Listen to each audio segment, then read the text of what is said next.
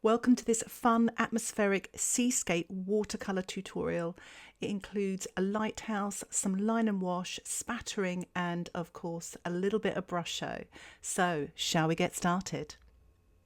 For a full list of all the materials I'll be using and the photo link you can find in the description below along with colour alternatives.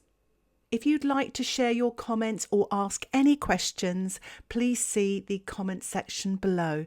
And if you'd like to see more tutorials like this, don't forget to subscribe to my YouTube channel where you will get updates of my latest tutorials.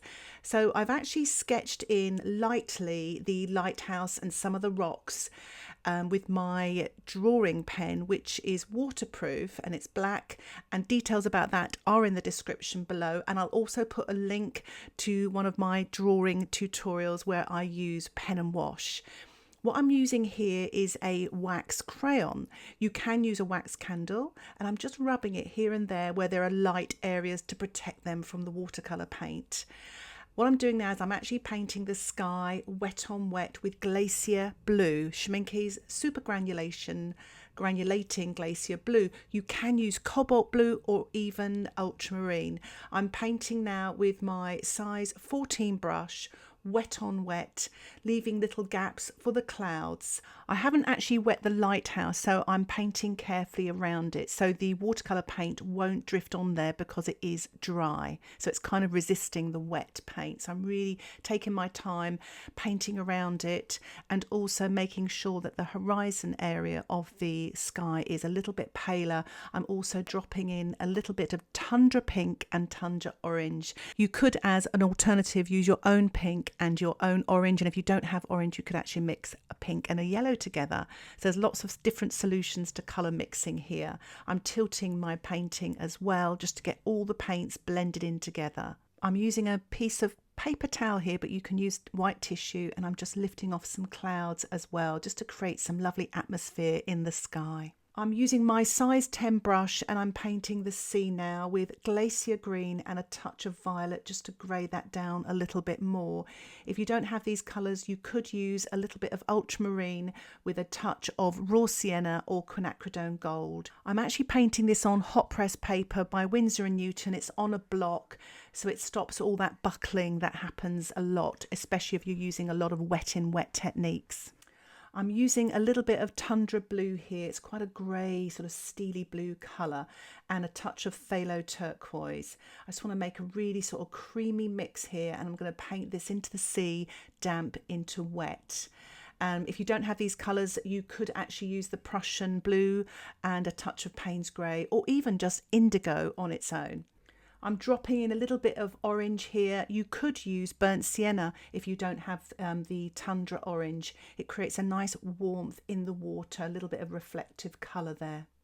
I'm painting the lighthouse now wet on dry with my size 6 brush with a mixture of a bit of blue with a touch of pink, very dilute. And I'm going to be scraping out now some highlights in the water with my plastic card, really sweeping that paint off to create some light and texture.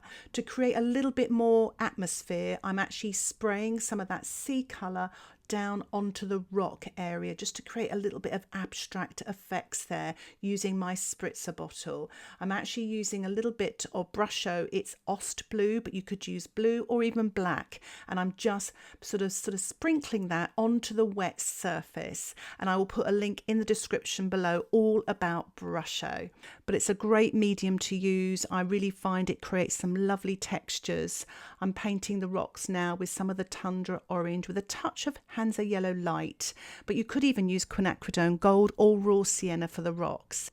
I'm actually using my plastic card here. It's just an ordinary store card cut up, and I'm applying the paint, which is from tubes. I've actually squeezed them out into these pans, and it's some of the Tundra orange, a little bit of the violet mixed together to make this lovely delicious dark brown here, and I'm just sort of almost chiseling it onto the watercolour painting while it's still damp. It's great fun to do, and you really feel like you're almost sculpting the painting, not painting it.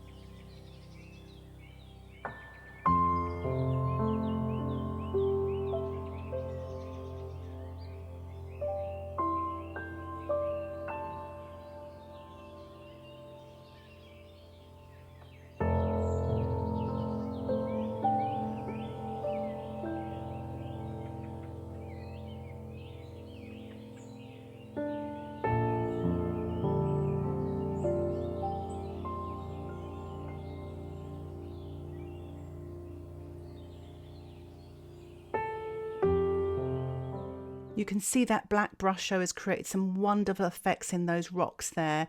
I'm just painting a stronger shadow now on the lighthouse using a little bit of Glacier Blue with the Tundra Pink mixed together. If you don't have those, you could use Ultramarine with a tiny touch of burnt sienna. I'm painting the lighthouse now, the top of the lighthouse, with a little bit of Pyrrole red, but you could use cadmium red, and this is wet on dry with my size 6 brush.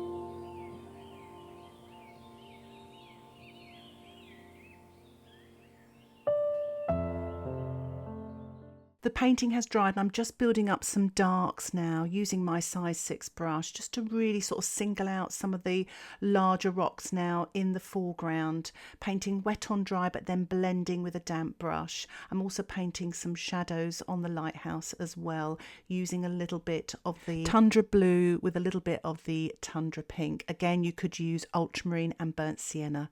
I'm just painting a little bit of colour now on these very tiny people. I've literally drawn a little speck for the head, a little dot, and just really just tiny bits of the body because you can't really see the legs because they're kind of on the other side of these rocks here.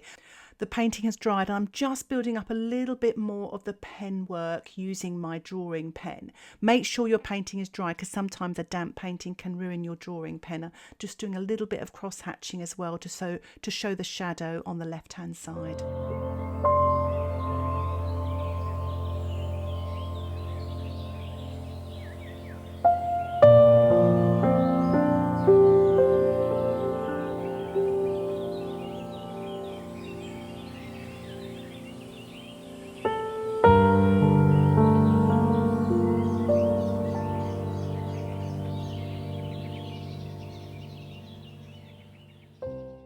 I'm just finishing off now with a spatter. I've actually used the paper towel and made a little stencil really so I don't get it all this white gouache all over my painting. So it's good fun to do, and I'm using my size 2 brush painting or spattering wet on dry.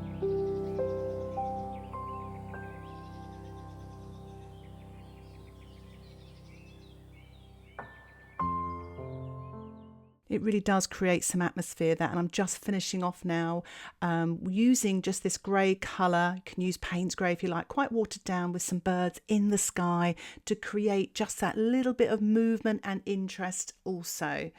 I'm just removing my washi tape now to reveal a really nice white border. It sometimes gives me time to assess to see if I need to do any more to the painting, but I think I will leave it there for now.